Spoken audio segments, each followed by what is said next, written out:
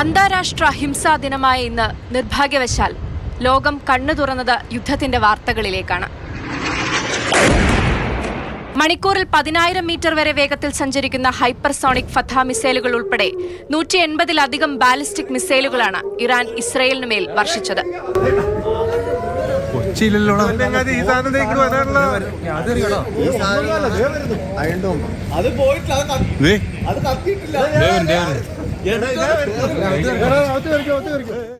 സൈറം വരുന്ന സമയത്ത് നമ്മൾ എത്ര ഭയം ഇല്ല എന്ന് പറഞ്ഞാലും സൈറം വരുന്ന സമയത്ത് അതിന്റെ സൗണ്ട് കേൾക്കുമ്പോൾ തന്നെ ഭയങ്കര ഒരു ഭയം തോന്നും. അത് കഴിഞ്ഞ് മുകളിൽ വെച്ച് തന്നെ പൊട്ടുവാണെങ്കിൽ പോലും നമുക്ക് എത്ര നമ്മൾ സ്ട്രോങ് ആയിട്ടുള്ള വീട്ടിലാണെന്ന് പറഞ്ഞാൽ ഒരു വീട് കുലുങ്ങുന്നതായിട്ട് നമുക്കൊന്ന് ഫീൽ ചെയ്യും. ബംഗറിനകത്താണെന്ന് പറഞ്ഞാൽ ഇപ്പൊ ഞാൻ നിൽക്കുന്ന വീട്ടിൽ ബംഗറില്ല, സ്ട്രോങ് ആയ ഒരു റൂമിൽ പോയി നിൽക്കുക എന്നുള്ളതേ ഉള്ളൂ.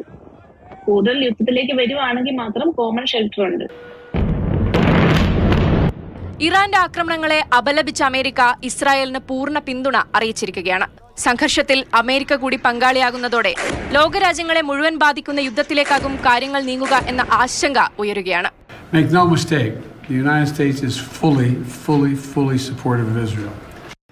ഹിസ്ബുള്ള തലവൻ ഹസൻ നസ്രല്ലയും ഇറാൻ സൈനിക ഉപമേധാവി അബ്ബാസ് നിൽഫറൌഷാനും ഇസ്രായേൽ ആക്രമണത്തിൽ കൊല്ലപ്പെട്ടതിനു ശേഷം ഇറാൻ തിരിച്ചടിക്കുമെന്ന് പ്രഖ്യാപിച്ചിരുന്നു. ലബനനിൽ ഇസ്രായേൽ കരയാക്രമണം തുടങ്ങുക കൂടി ചെയ്തതിന് തൊട്ടു പിന്നാലെയായിരുന്നു ഇറാന്റെ കടുത്ത തിരിച്ചടി.